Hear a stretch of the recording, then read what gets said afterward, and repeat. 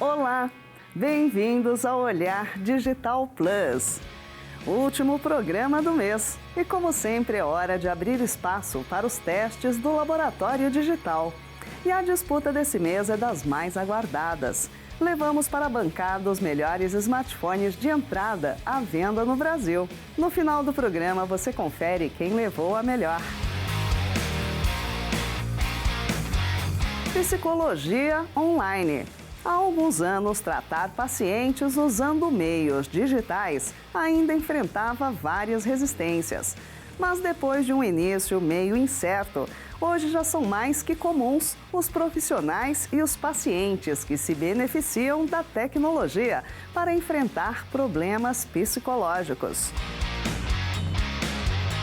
Começou e continua como brincadeira. Os memes são uma das formas de comunicação mais populares e mais divertidas da internet. Mas se o humor continua a ser a tônica, fazer meme já virou profissão. Tem até prêmio para a categoria, além de várias pessoas ganhando dinheiro com essa atividade. A tecnologia que faz diferença no seu dia a dia.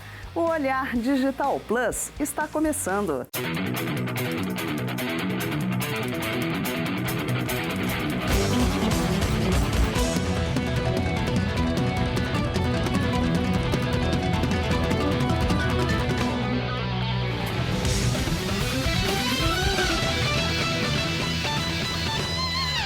Quem nunca deu uma risada com um meme na internet e levante o mouse? Eles surgiram como uma maneira irreverente e divertida de emitir opinião nos meios digitais. A brincadeira amadureceu e virou até profissão. Já tem muita gente sendo paga para criar ou para ser personagem de meme. Não virou coisa séria, mas está se tornando um bom negócio. Cachorros cantando, crianças dançando e personagens com frases icônicas viralizam na internet. Todo mundo já viu ou compartilhou algum vídeo engraçado pelas redes sociais. Esses são os famosos memes. Geralmente eles vêm carregados de conteúdos humorísticos, rápidos e que são replicados instantaneamente. No Brasil, é algo que se tornou tão popular que tem até premiação para isso, o Meme Awards.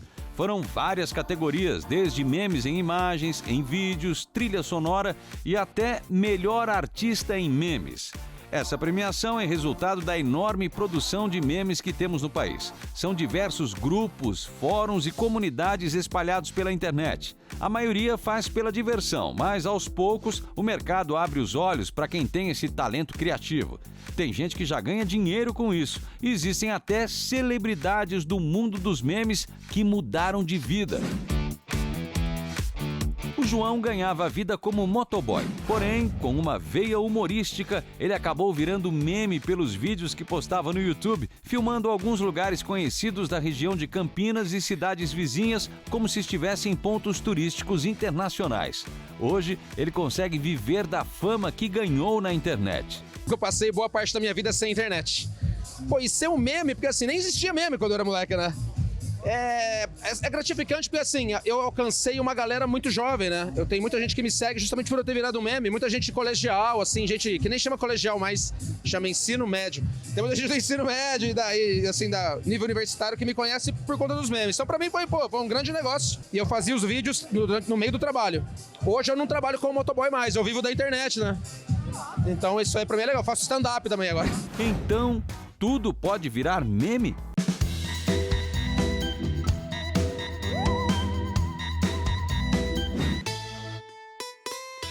Pelo jeito sim.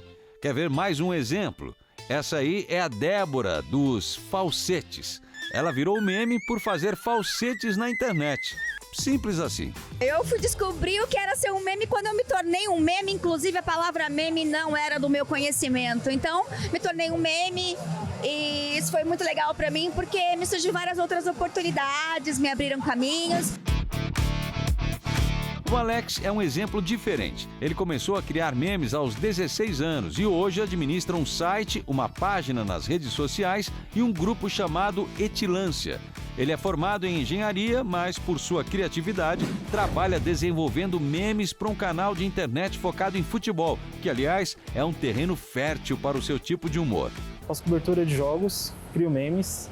É algo que precisa ser feito como se fosse imediatamente. Acabou um jogo aqui, eu preciso estar pronto para produzir um conteúdo que entre nas redes, que vai se tornar viral, porque o assunto está quente. Está acontecendo algo aqui do outro lado da rua, tem várias pessoas sabendo, vamos criar um conteúdo para englobar isso e chamar a atenção de todo mundo.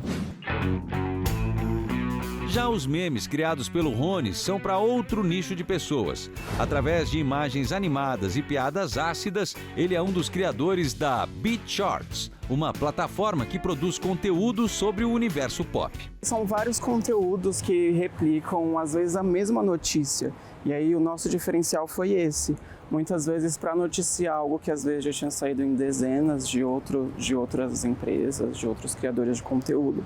A gente criou uma linguagem um pouco mais própria, através de meme, usando memes em imagem ou trechos de vídeo e ressignificando dentro daquela notícia, daquele conteúdo. Mas a gente não tinha a noção de que ia tomar essas proporções todas, né?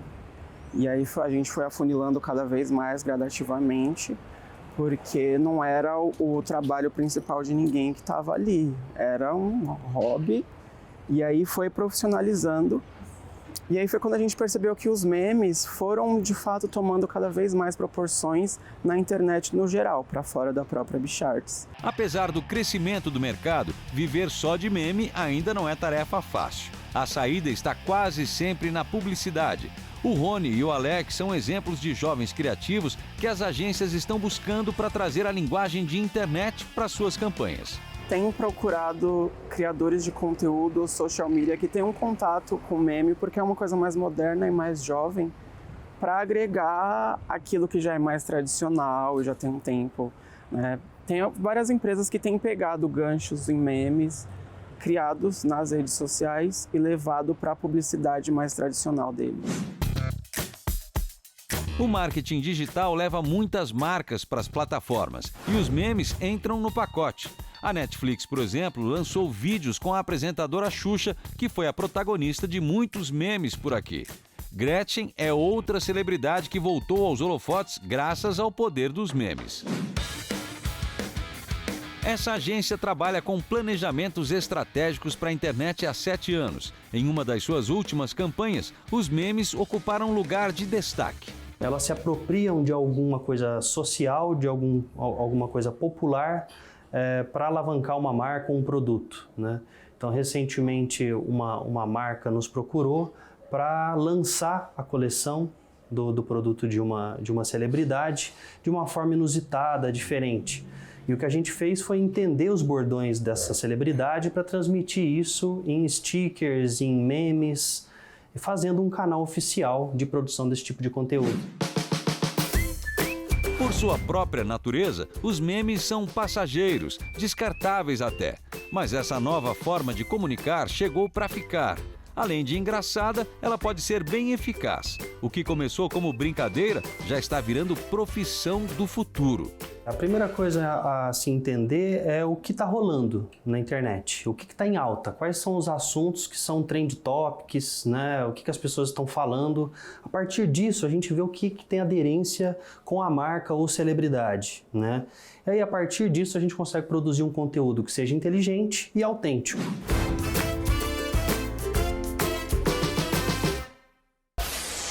Daqui a pouco tem o crescimento da psicologia online. No começo, muita gente desconfiava da eficácia dos tratamentos feitos à distância, com a ajuda da tecnologia. Hoje, já não há mais dúvidas. E ainda nesta edição, tem os testes do Laboratório Digital. Comparamos os melhores smartphones de entrada à venda no Brasil. O Olhar Digital Plus volta já.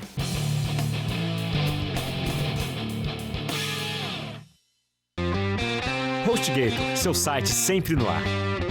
Acesse hostgator.com.br.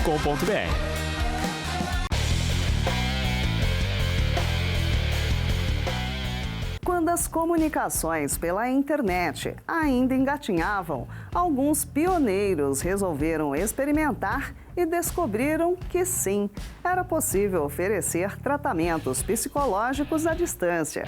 A tecnologia evoluiu assustadoramente e, com ela, explodiu o número de profissionais e de pacientes que conseguem se conectar e enfrentar problemas emocionais e psicológicos.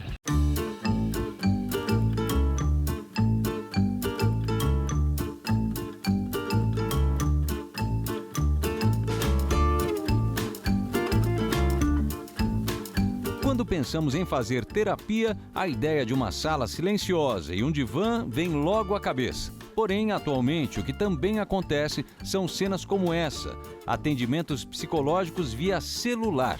A Gabriela faz consultas com uma psicóloga pelo smartphone há 1 ano. Ela procurou essa forma de atendimento por causa da falta de tempo, já que o trabalho e a faculdade consomem todo o seu dia. Teve vezes que eu fiz 6 horas da manhã, 11 horas da noite, 11 horas da manhã, 8 horas da noite, então assim, não tem horário muito fixo. E eu acho que a terapia não é só para um público mais de alta renda, é para todo mundo. E isso torna as coisas mais acessíveis.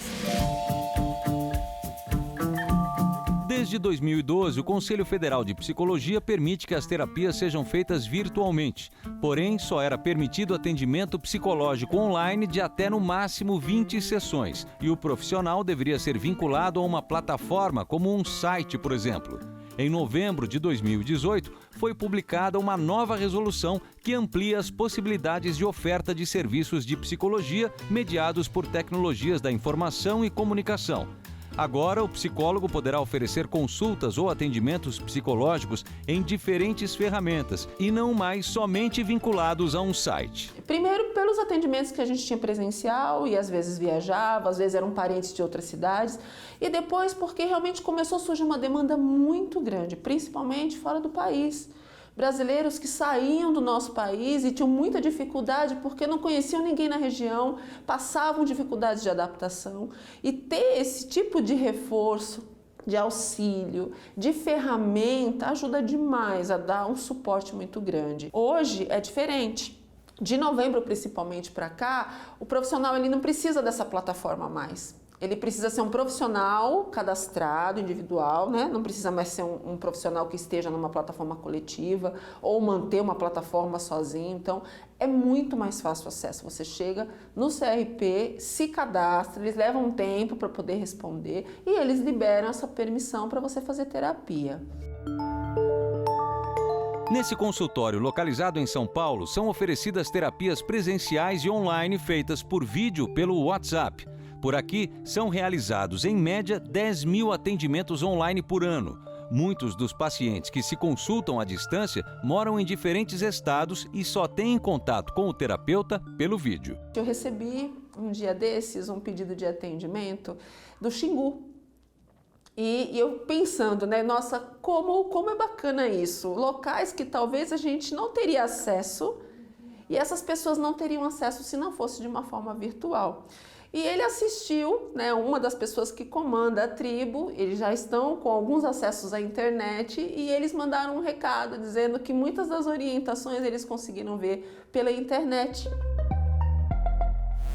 Aproveitando essa ideia, o app Fala Freud trabalha com o segmento de terapias online desde 2016. Eles possuem cadastrados cerca de 7 mil psicólogos e têm mais de 1 milhão de usuários. As consultas custam R$ 99,99, sendo que a primeira sai por um preço promocional de R$ 29,99. Os pacientes avaliam e dão notas aos terapeutas. A linha psicológica mais utilizada por eles é a comportamental cognitiva.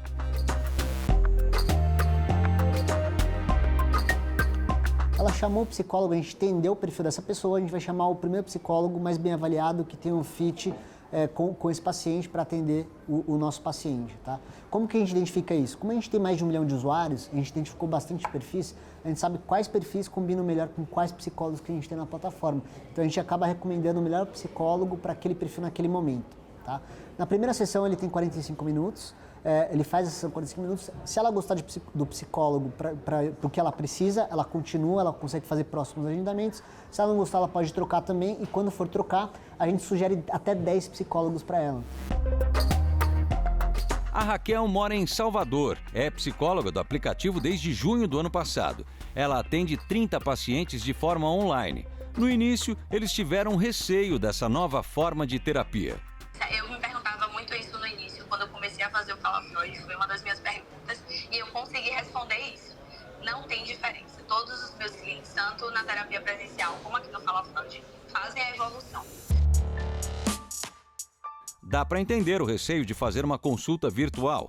O novo assusta e confiar na tecnologia não é tão simples assim.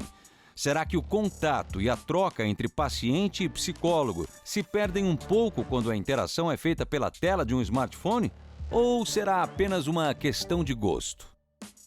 É claro que no presencial você tem uma velocidade diferente, porque você tem questionamentos e questões diferentes, você tem uma percepção fisiológica diferente da pessoa, você está vendo a pessoa, você consegue interagir com a totalidade da pessoa ali na sua frente. E no virtual você vê até um certo limite, então você consegue no virtual ainda perceber algumas questões com a fisionomia, se a pessoa está triste, se está feliz, como é que ela está expressando ali com você, ali no processo virtual. Então você tem uma gama de informações mais reduzida, mas hoje em dia com as chamadas de vídeo, né, que melhorou bastante do que um processo por áudio. Mas eu vejo que vai chegar o tempo que a busca online vai ser maior do que a presencial pela facilidade. É diferente, eu sinto que e realmente é, mas assim, facilita, é bom do mesmo jeito, ajuda do mesmo jeito, então tem suas limitações, a gente trabalha com o que a gente pode, né?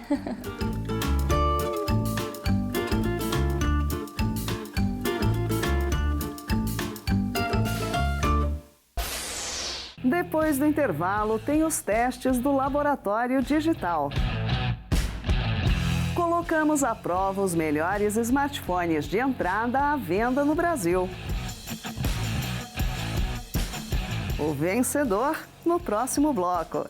O Olhar Digital Plus volta já.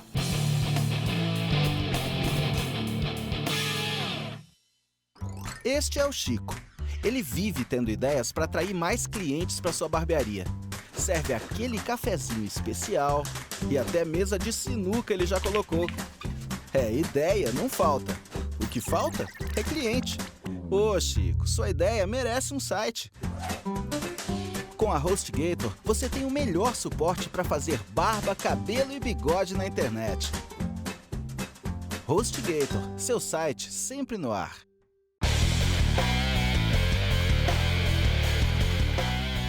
Mesmo smartphones de entrada oferecem praticamente todos os recursos que aparelhos top de linha. E há boas diferenças entre os celulares que estão nessa categoria.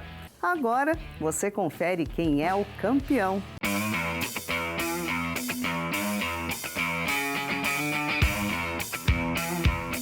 Na nossa bancada estão os aparelhos de entrada das principais marcas de smartphones disponíveis no Brasil, sem contar dispositivos com o Android Go.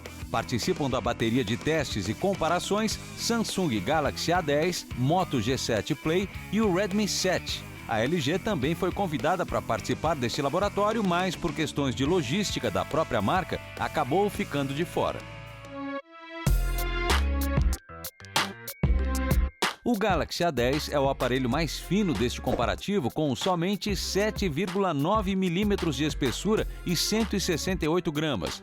Do outro lado, o smartphone mais pesado e também o mais grosso é o Redmi 7, com 8,5 milímetros de espessura e 180 gramas. Já um pouco mais balanceado neste aspecto, o Moto G7 Play pesa 149 gramas e tem 8 milímetros de espessura. O Galaxy A10 e o Redmi 7 possuem um visual bem parecido, ambos contando com um notch em gota e cores mais sólidas para o seu corpo. A parte traseira tem acabamento em plástico que tem a sua superfície lisa, enquanto as câmeras traseiras ficam bem rentes ao corpo dos aparelhos.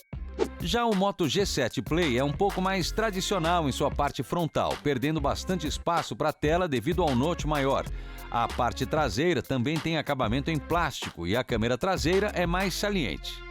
Na nossa opinião, o destaque para o design fica para o Galaxy A10, sendo seguido de muito perto pelo Redmi 7. Aqui, a vitória foi decidida nos mínimos detalhes somente pelo fato do Galaxy A10 ser mais fino e ligeiramente mais leve. Também vale ressaltar que o acabamento da parte traseira, apesar de ser feito em plástico, ainda traz cores bonitas e não deixa o aparelho escorregar facilmente das mãos. Para comparar a tela dos aparelhos, existe uma série de aspectos técnicos a serem levados em consideração, como resolução, densidade e o tipo de display utilizado. Mas o que importa é saber como a imagem é vista na prática. Para esse teste, os 3 aparelhos foram colocados lado a lado, rodando um mesmo vídeo armazenado localmente e com as mesmas configurações de brilho e cores. Assim, as telas dos aparelhos foram ajustadas para o modo natural e padrão, com o nível de brilho no máximo. O Galaxy A10 é o único que não traz opções para mudança do tom das cores. Mesmo sem apresentar uma imagem ruim, a Motorola ficou em 3º lugar no teste. A sua tela possui um nível de contraste alto com um brilho moderado. Entretanto, na prática, esse display acaba apresentando algumas cores com um nível de saturação elevado que não deixa as cores fiéis ao conteúdo. Por outro lado, devido ao seu nível de densidade maior, os detalhes das imagens são mais nítidos. Em uma situação um pouco melhor do que o Moto G7 Play está o Redmi 7 da Xiaomi. O aparelho consegue reproduzir cores vivas e mais fiéis do que a opção anterior, mas peca nos níveis de contraste e brilho que deixam os tons de preto bem fortes. Assim, enquanto as suas imagens são bonitas, alguns conteúdos apresentam-se mais escuros do que deveriam. O primeiro lugar ficou com o Galaxy A10. Além do ótimo aproveitamento da tela, o aparelho da Samsung foi o que conseguiu um maior equilíbrio entre brilho e contraste. Enquanto as suas cores podem não ser tão vivas quanto as do Redmi 7, elas ainda são mais fiéis à realidade e o seu nível de detalhes não é prejudicado. O Galaxy A10 traz 2 GB de memória RAM e conta com o seu próprio processador octa-core, o Exynos 7884. Já o Motorola G7 Play conta com o processador Snapdragon 632 e 2 GB de memória RAM. Por fim, o Redmi 7 também conta com o Snapdragon 632, sendo vendido no Brasil o modelo com 3 GB de memória RAM. Mesmo possuindo configurações parecidas, é necessário avaliar como os aparelhos se saem em testes de benchmark e, o mais importante no dia a dia, abrindo aplicativos e jogos, ver como eles rodam e quanto tempo levam para ser carregados. Assim, a primeira bateria de testes deles foi abrindo aplicativos ao mesmo tempo para saber quem era o mais rápido nesse quesito e quem conseguia executá-los melhor. O ranking acabou com Redmi 7 em primeiro lugar, Moto G7 em segundo por muito pouco e o Galaxy A10 na última posição. Já a segunda prova para a parte de desempenho fica para quem gosta de números e aspectos técnicos. Nós testamos os smartphones em 3 aplicativos de benchmark, sendo eles Antutu, Geekbench 4 e PCMark, para saber mais de seu consumo de memória RAM, desempenho gráfico e até eficiência em relação ao consumo de energia. Em primeiro lugar, disparado, ficou o Redmi 7, que ganhou em todos os quesitos devido ao fato de ter mais memória. Já em segundo lugar ficou o aparelho da Motorola e em último, mais uma vez, ficou a Samsung, que mostrou números inferiores aos seus 2 concorrentes, tanto em multiprocessamento quanto em capacidade gráfica. Desta vez, os números dos benchmarks foram verdadeiros ao mostrar uma boa vantagem para o Redmi 7. O Moto G7 Play se mostrou bem eficaz na velocidade, mas o seu sistema apresentou travamentos e bugs aleatórios, precisando ser resetado durante nossos testes. Na prática, todos os aparelhos têm um desempenho muito parecido, que não mostram uma diferença significativa para um dia de uso. O nosso ranking de desempenho final ficou com o Redmi 7 em primeiro lugar e o Moto G7 empatado com o Galaxy A10 em segundo, já que o aparelho da Samsung se demonstrou mais estável que o da Motorola. Antes de falar das câmeras, fica sempre aquele aviso. Os megapixels são importantes, mas não são o único número que importa. Também é preciso verificar a abertura das lentes para saber como elas se saem com diferentes iluminações, além de outros aspectos técnicos. Assim, o Galaxy A10 tem uma câmera traseira de 10 megapixels com abertura de f1.9. Já o Redmi 7 tem duas câmeras traseiras, sendo a primeira de 12 megapixels e com abertura de f2.2 e a segunda de 2 megapixels, sendo ela um sensor de profundidade. Por fim, o Moto G7 Play traz uma câmera traseira de 13 megapixels e abertura de f2.0. O Galaxy A10, apesar de apresentar cores mais lavadas do que seus concorrentes nas fotos, foi o que mais conseguiu manter detalhes.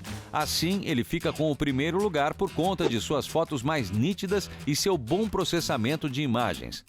Mesmo tendo lentes com especificações superiores e duas câmeras, o Redmi 7 acabou em segundo lugar devido ao nível de saturação elevada das fotos e aos detalhes que são perdidos nos cenários, resultados de um foco um pouco pior.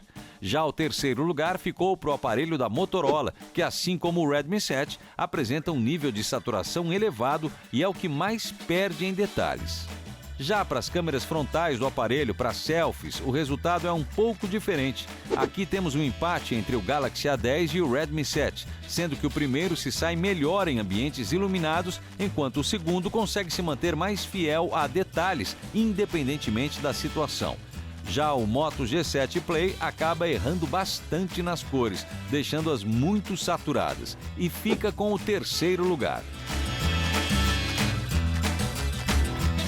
Para a parte de armazenamento, o Galaxy A10 e o Moto G7 Play contam com 32 GB de espaço de armazenamento expansível com cartão microSD. Já o Redmi 7, vendido no Brasil, é encontrado com opções de 32 ou 64 GB. O Olhar Digital testou os aparelhos para as mesmas tarefas durante uma semana, que incluíam a execução de vídeos, programas e captura de fotos. E como já era de se esperar, aqui os miliamperes a mais fizeram a diferença para o Redmi 7, que também conta com uma boa otimização e não chegou a ficar com menos de 15% de sua carga ao fim de um dia. Já o aparelho da Samsung teve um desempenho parecido, ficou com o segundo lugar, chegando sempre perto da marca dos 10%, mostrando que o seu processador é eficiente no quesito de consumo de energia.